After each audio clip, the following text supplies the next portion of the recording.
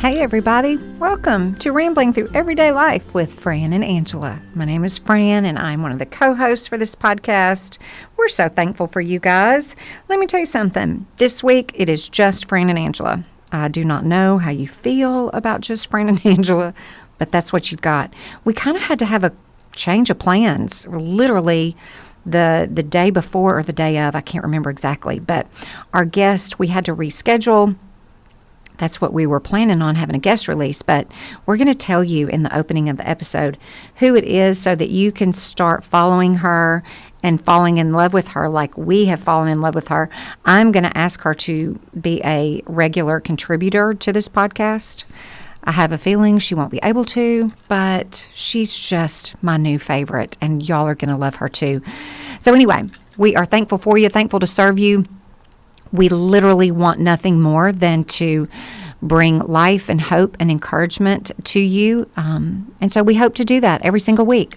Okay, enjoy the show, everybody. We love you so much. Okay. Hey, everybody. Welcome to the show. Welcome, Angela. You are yet again in charge because let's just be honest with the listeners and tell them what happened today. I think honesty matters, Fran. Full disclaimers. Honesty is important. We were supposed to be recording right now, and I think we're just going to go ahead and tell people because this is somebody they need to know. They need to know, and they need to start following. And it might mean more later if right. they start researching her now because there are so many quotables. Right. Mm-hmm. She's my new favorite person and yours too, and now I see why you love her so much. I'm going to ask her if she will be a regular contributor, and I'm going to ask her, is there any way that I can zoom in on a class? Okay, we are talking about Heather Thompson Day. She regularly contributes to Religion News Services, Christianity Today. She's a professor of communication, teaches on social media. She is just fantastic. I think it's called Andrews University is where she teaches in Michigan. I'm pulling that off the top of my head.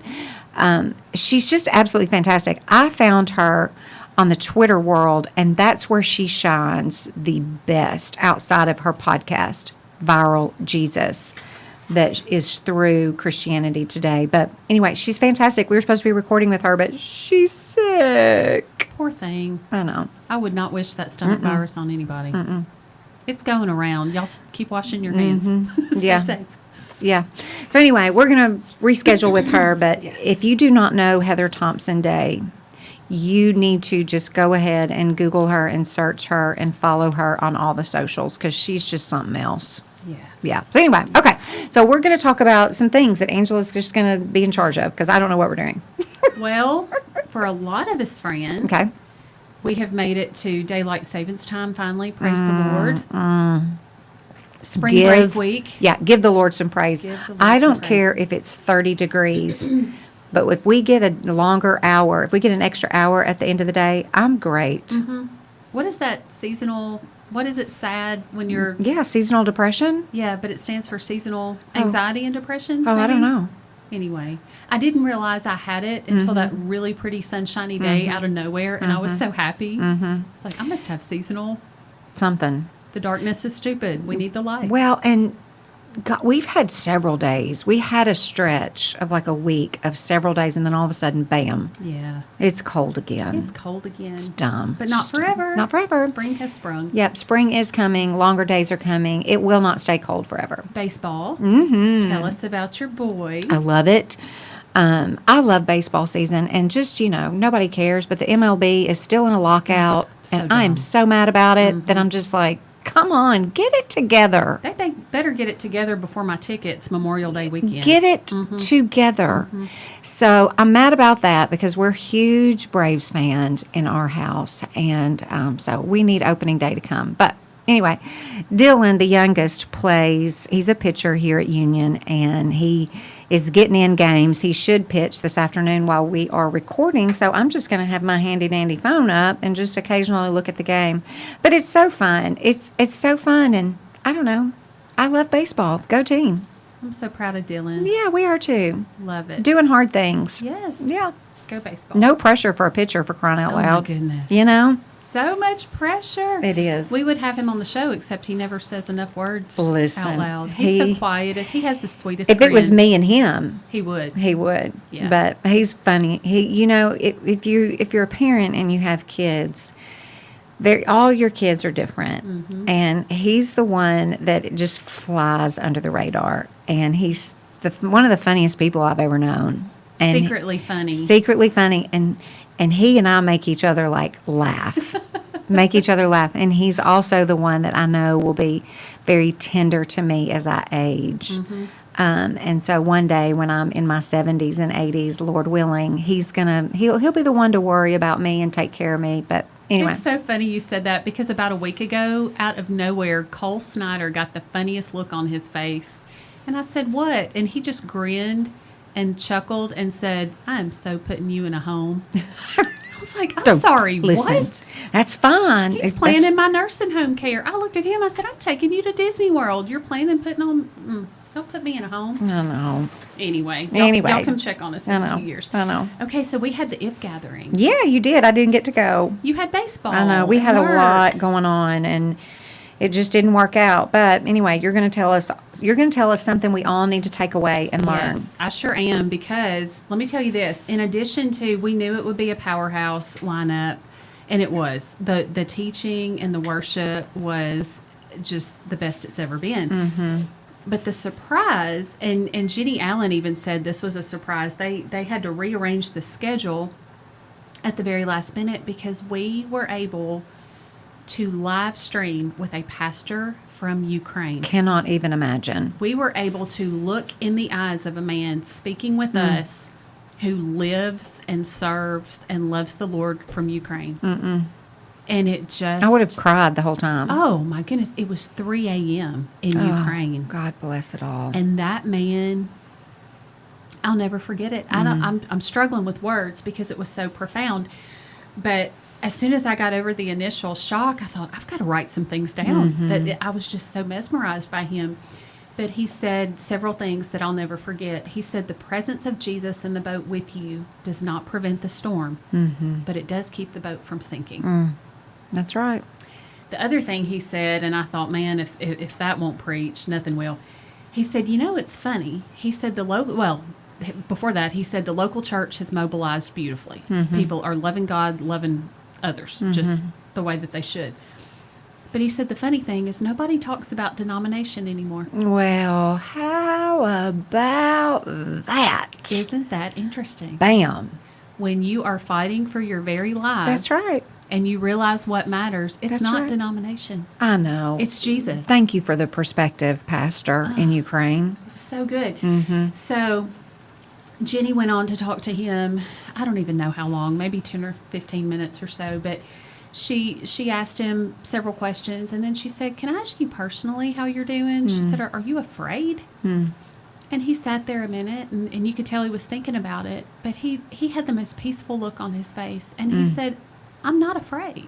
He said, "I don't even know what word I would use, but it's not fear."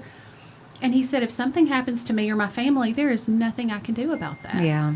And he said, our job is to stay focused and stay on mission. He said that they are doing incredible work for orphans, especially orphans with special needs and disabilities. And I hadn't thought about this, but they are helping women and children cross the border. But as the men approach the border, they have to stay to fight. So he said there are lots of tearful goodbyes at the border because the men can't cross over.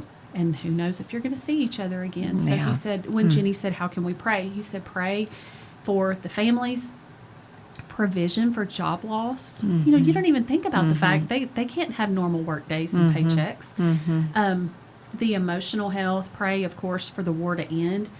And it was so sweet when Jenny prayed over him. She said, "Lord, I pray your Holy Spirit lands on Putin's head and just totally wrecks him, changes his mind, and makes him a believer." And I kind of laughed to myself, and I thought, well, why wouldn't we pray for that? Oh, absolutely. But the other thing he said that was so profound is he said, "One thing I really want you all to remember and to know is not all Russians are bad people. That's right. And do not judge them by their leader." And he said many of them are good, and there are tens of thousands who have lost their lives, who are Russians, who have Russian wives and mamas and children who are grieving. And he said, we've got to just remember the humanity behind it. It's not just a news headline. But the other thing we prayed is just confusion among the army so the war would stop. And it just, we're in the Bible recap in the Old Testament and starting to see some of those stories where, the Lord caused confusion over the army and it can happen. We've seen it happen. But then there's somewhat of a detachment in my mind because of my flesh, because I'm human with this small mind and just can't even fathom that really could happen. And that's where I struggle a little bit with faith, is just trying to realize and believe and pray for that very thing to happen. Let me tell you, several years ago, when I was coming back home from Kenya, we stopped and spent several days in Cairo, Egypt, with a ministry over there. And at that time, the Syrian refugee crisis was at its height, and it just like Ukraine, you hear about these things happening in the world. You see images, you hear very similar stories day in and day out. And it's hard to really step into that space because it's logistically very far away. And so we just aren't connected outside of just what we can grasp in the news. And it does affect us, just like it affected you listening to that pastor. So you're thankful for any time you are able to be impacted emotionally, spiritually, logically by a conversation. And so when we were in Egypt with this ministry, one of the women that I was visiting with, and I was with this particular woman for several days.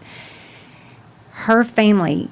If you don't know where Egypt is, and I think people think Egypt is in the Middle East, but Egypt is in the northern part of Africa. But it's very close to Iran and Iraq. It's just right up there.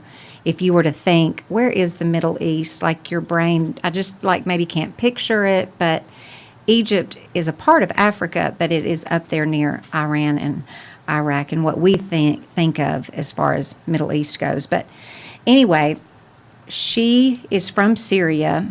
People were having to flee the country because of something very similar in nature, and just having to abandon everything they've ever known. They're having to leave. This was her family. She was in Egypt. Her family is in Syria, having to leave everything, not knowing where they were going, not knowing if they would be welcome, not able to take anything more than the clothes on their back and a few belongings, and literally fleeing their home for their lives, their livelihood, to stay alive, to be alive. And so I say that because I remember looking at her. We were in a car together when she's first telling me about this. And I just remember looking at her and in my mind, listening to her talk about her family. And then also realizing, this is you. What I see on TV and what I hear, this is you. This is your family. And you don't have any idea, A, if you're going to see them again, B, are they going to make it into another country and be able to live and survive? Wow. And survive.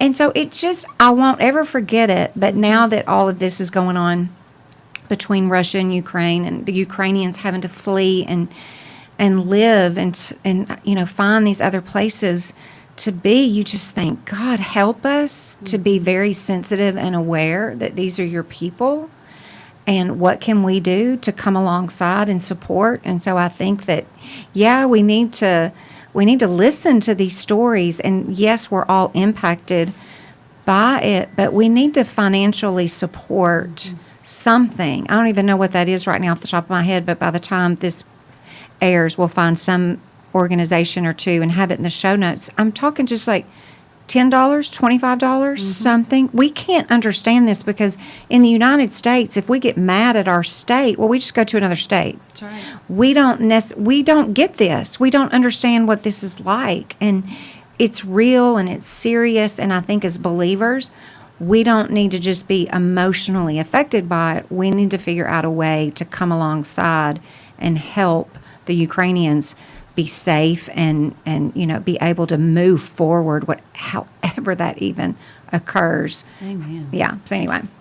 Well, and just, you always hear pray for our world, pray for people in other countries, but looking this man in the eyes made me very convicted that, I throw around things on Instagram like pray for Ukraine, but I didn't pray for Ukraine the way he asked me to up until that moment. Part of it's ignorance. Part of it is just lack of focus on that. But he did say, he said the majority of believers around the world are not directly affected like I am, but God has brought you in because we need your prayers. Yeah. And we need you to pray like you mean it. And him looking us in the face and saying that, man. Well, I'm about to get choked just because I swallowed wrong. We'll pretend it's emotion. It's very pretend like it's emotion. But here's the thing, too, Angela, not that we're here to talk about prayer, but I think this is a reminder. Go back and watch Angela Cottrell's episode on prayer. Prayer is our biggest weapon. Yes. And we are very casual with it. Oh, goodness, yes. Very casual. Yes. And spend minimal time in it. And I don't know. I just think it's just a season where you go, okay, what are we doing, Lord? What am I doing? Something else, and I think she followed that pastor. There was probably a speaker in between, but her name is Bethany Bernard. Have you heard of her? Mm-mm. Her album is called All My Questions, and let me just say, it was hauntingly beautiful when you see and hear someone sing words and sing them from the heart. Her emotion was all over her face, and it was not pretty little packaged up happy ending kind of stuff. It was so raw and so relatable. They're songs of lament. Lament is all throughout Scripture about suffering and fighting to trust God when it doesn't come easy. And she said, you can see the evidence of the Lord keeping his promises as you suffer. She made the comment afterwards that we have this freedom of an honest relationship with God because of Jesus. And resurrection has no power without death. Yeah. And just because we're in the Lenten season, it was just so beautiful. I had tears on my face. I was scribbling down some of the lyrics, but I want to link that in the show notes because if you are in a hard season where you just, sometimes it's just hard to move right into even a worship song until you acknowledge. We're afraid of our feelings. We are so scared of our feelings. And so, to lament means that you are going to sit and lament for several minutes, days, hours, and we just want to move on so quickly. We want to shove it all down and say we're good and, God help us. It's okay to lament. Yeah. It's okay to be sad and cry and frustrated and angry and all the things. Just don't stay stuck there. Right. Don't want to stay there. But yeah, open up the Psalms. Go read. Don't be afraid of it. Yeah, don't be afraid. Okay, I don't want to, we don't have time to talk about all the speakers, but I do want to talk about one that we both love, and that is Jackie Hill Perry. JHP. Oh, we love Jackie Hill Perry. When Jackie Hill Perry walks on that stage, Passion, she was my favorite at Passion, and she popped out a baby a few hours later. Well, they recorded that ahead of time. Well, I want to pretend like she popped out a baby a few hours later. Because I asked that question on some social media platform, and they were like, oh, she recorded that several weeks in advance. Well, in my mind, I think she could have if she wanted to. Oh, she could. She's a rock star. She's a rock star. Oh, it was so good. And if you don't know who Jackie Hill Perry is, go follow her. Go look her up. Yes. What did you like? Do you remember anything from her She was talking about idols. Oh, from Passion? No, not from Passion. Oh. Who can remember 2 months ago? No, I don't remember that. I just remember thinking, you're about to have a baby and you're up here teaching. No, she talked about the golden calf and idols and all of that. And I just remember I just listened to it and I was tired and I didn't take notes. I was just trying to absorb and gain something. But a very familiar story to us. Bible recap. And so anytime we talk about idols, I don't know. I think a variety of things come to our mind. Like I know early on in my Christian walk, I had no idea what an idol was. I literally thought it was some kind of statue, some kind of something that I was worshiping. But then, as I've grown and I'm learning, and I could identify idols right now if I wanted to in my life, things that I'm giving much more attention to than they deserve and that they need. Anything that's elevated above our knowledge and our love and our pursuit of Christ is an idol. Well, that's probably going to be our family, our work, just everything kind of all day long. Our phones. Yeah, just our lives. Anything that consumes us. Just our lives. And so she said a little sentence. I'm paraphrasing. This isn't an exact quote, but she said, listen, an idol's not going to give you life. Mm-hmm. God gives us life. Wow. But an idol is not going to give you the life and the satisfaction that you need. We all know that. But yet we turn to it and run to it and serve it like it is supposed to fulfill us and give us life like only Christ can. I thought, good gosh, yes, you're so right, sister. It sounds so obvious. When you say it, you're like, well, of course not. Right. But then we walk into daily life outside of the Bible study classroom, and 5 minutes later, here we go. She quoted Keller saying, it's anything that absorbs my heart or my imagination more than God. Yep. Well, And, again, that's all of life. I'm like you. I used to think, well, I don't have a little golden calf statue sitting on the altar in my whatever living room, so I'm okay. But again, Angela, let's talk about, just remind our listeners of the fact that this is why it's so important to examine your heart every day, is to look back on the day and say, Lord, what is it that's inside of me that's sinful? And really, maybe what we're essentially wanting to do with him is show me my idols. Show me where I am giving too much time and attention and value and thinking it's going to sustain me and be life-giving that's not you. Do you remember, I don't remember the verse, but a few years ago we prayed that psalm about an undivided heart. Yeah. Give me an undivided heart that I may Yes. fear your great name. And we prayed for God to show us where our heart was divided. And that was like the best and worst thing we'd ever done. And because But again, like we you want to can't know, but you don't. Well, you can't be afraid of it. Right. You cannot be afraid of what you find there. And I think that's kind of another reason why people don't love that discipline is because it's painful. But transforming is supposed to be painful, and it is a process. And so we do want to be growing and changing and evolving. And if we have no idea what our sin is or what our idols are, well, then you're not growing. So you are going to stay the exact same. Who wants to do that? That's right. Or if we're aware of it and not taking it seriously, and Yeah. it's like those Oh, little pet yes. sins that we Yeah. just kind of, well, this is not really very harmful, and it's okay if I've got this under control. Or it really, her talk was very convicting to me about time. She said too that it's something we want to be like God, and idols are restrained by time and space, and time is a creature that God created. Yep. I hadn't really thought about it that way, but He created everything. created everything. Listen, as soon as he opened up his mouth to speak creation, time began. Yeah. That's when time began.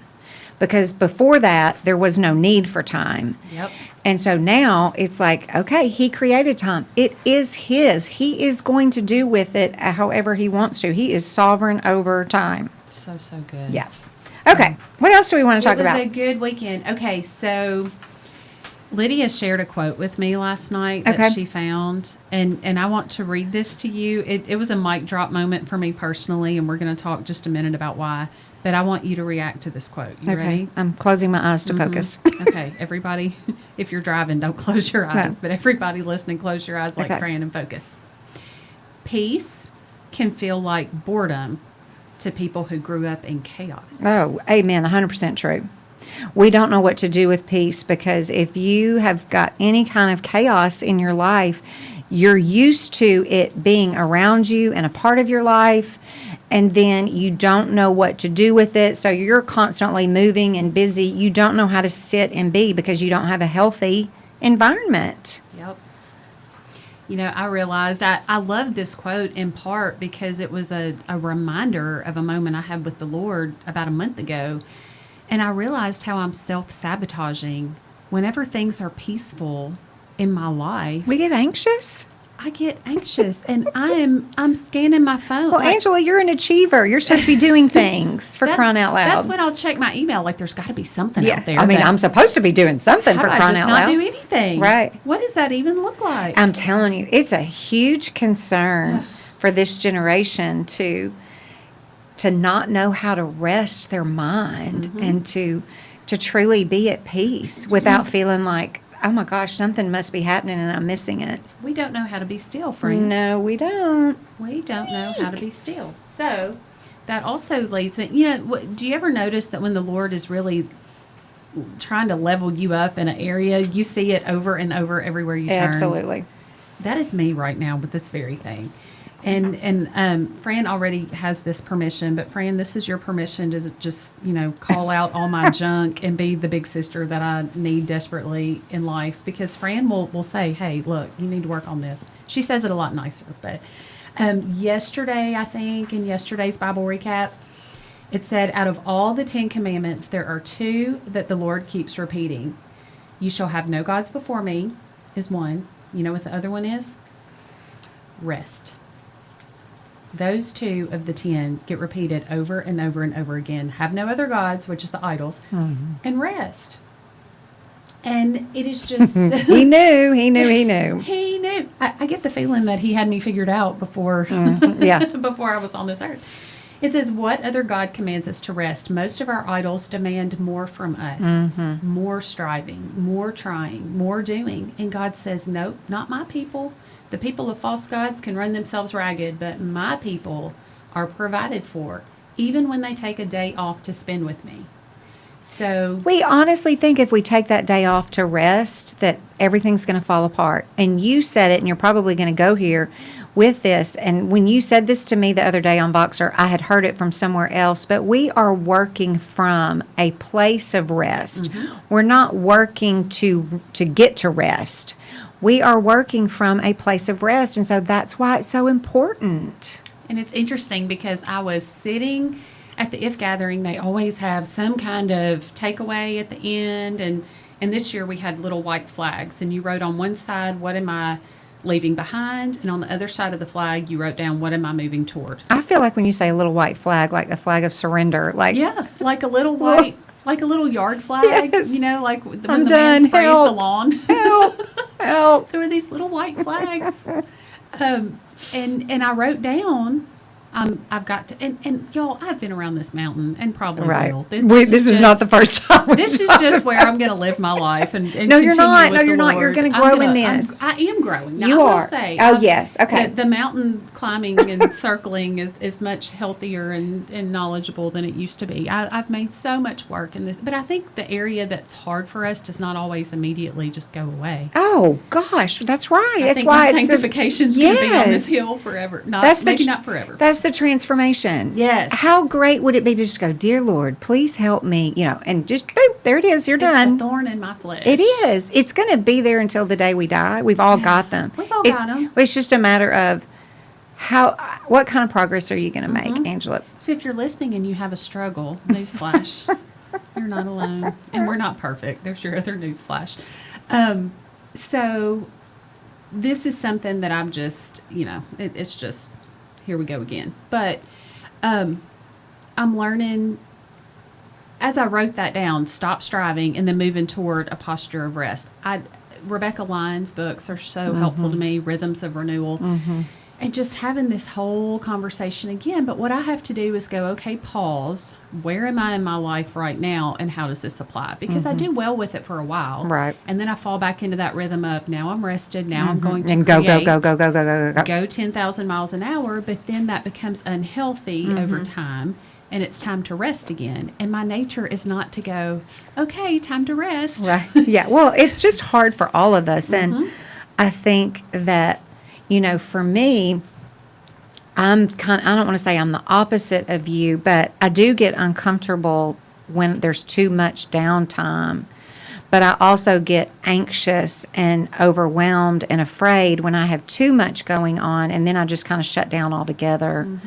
And so no matter where you land, where you fall in this performing, this striving, just getting things done, the bottom line is know yourself well enough to know how do I feel when we talk about rest, or what am I supposed to do with that? Because I think that people just instantly, I think a lot of people just get anxious, and then they don't know what to do, and so they just don't do anything. And like you said, you may be good for a little while, and then you're not. And I don't know. We're making progress. We are. We're and trying. Jeannie even was very transparent at the beginning of If Gathering and said, I'm absolutely exhausted. And I've been in a season of numbing out watching Netflix. Yeah. You know, I think some personalities numb out. I think some of us just don't know where to pull back. I'm going to run away. I'm going to watch Cheer all over again on Netflix, because that's just what I'm going to do. It's just what you're going to do. And I continue to, okay, what's next? And what else can I plan? And how do in my twisted little brain, it's okay, well, this is coming up, so let me get prepared for this, so then it's easier when the thing comes.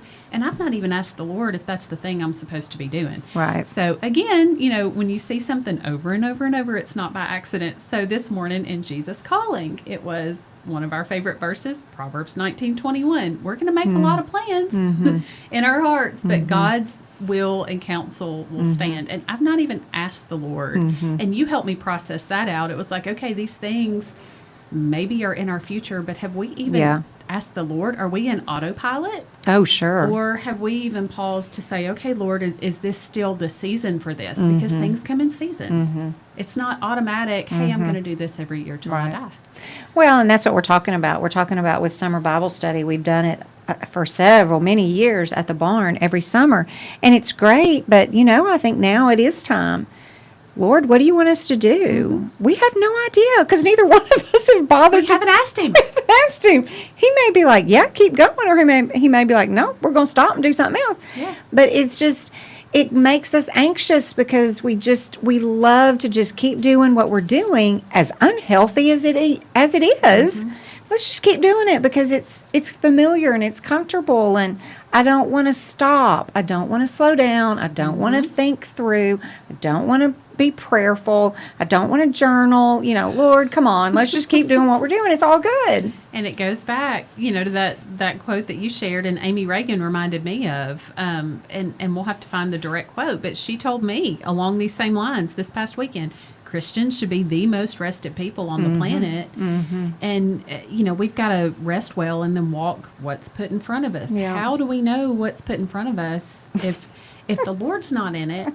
I don't want to do it. I will be exhausted and get nowhere fast. But yet, here I go again. Yeah. So surely it's good, because it's good. Well, and the good in all of this rambling that I'm doing is that I have been around this mountain long enough that I'm catching it earlier. I understand, hey, it's time. I told you this morning, the last 2 days, I have purposely said, okay, what's the best thing that I can do to take care of myself today? Yeah. And that's when I realized I didn't really care what I was putting on, or if I curled my hair, or if I ate a vegetable, or if I went for a walk, or those are very unhealthy signs, because those are things that I enjoy because they make me feel good. So do a self-evaluation and just understand what you should want to do and enjoy if you're in a healthy place. And we're all doing so much so fast. Yeah. I think it just creeps in and sneaks up on us, but it should not be that way. No. We've got to have margin. We got to have margin. Okay, let's wrap this up with something short, sweet, and fun. Yes. I have no idea what that is. Okay.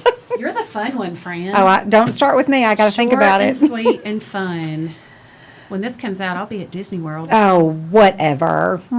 Is it spring break? Yes, Yep. it's spring break. And all the parks are sold out, which rarely ever happens, which means Full capacity? Full capacity. Pray for the Snyders. Well, that's awesome. It's going to be fun. It is going to be fun. I love it. I love that y'all love Disney World. We're not doing anything. We've got baseball going on, so we'll be doing that, but that's good. We have got some more good rambling podcast coming up. We do. So do want to throw that out there. Yeah. And we love hearing from y'all. It was so sweet at the barn for If Gathering to have so many listeners of the podcast. And what's really funny and a sign of the times is when I'm looking at them and they're looking at me and I know their names and they've commented on so many things on social media, and then they're like, it's nice to meet you. And I'm like, but we've been best friends for 3 years. And they're like, no, I listened to the podcast, but I don't think I've ever introduced myself. And your name sounds awfully familiar. if y'all are listening, we just automatically assume that we're best friends. I know it. I know. It's so fun. It's so fun. Thank you for loving us. I know. Thank you for listening. And as always, just, give us any kind of feedback. We want to know what you love, what you don't love, and who do you want to have on the show? Yes, we've got some really good ones coming up, but we're always looking for more. So if y'all have somebody that you really love that Dear you want Beth to Moore. hear from, oh my goodness, yes. Fran's going to call her friend Beth Moore and see when she can come on the show. Oh, goodness. Okay, this was fun. Thanks, Angela. Fun. All right, everybody. We'll see you next time on Rambling Through Everyday Life with Fran and Angela. Y'all have a super day. If you loved this podcast and want to help us keep getting great guests and high-quality content, would you leave us a rating and review wherever you listen to your podcast? That would be so very helpful. It helps people find us. Also, like and subscribe. You don't want to miss an episode, right? Are you following us on our YouTube channel? That's brand new. You can find us there, Rambling with Fran and Angela.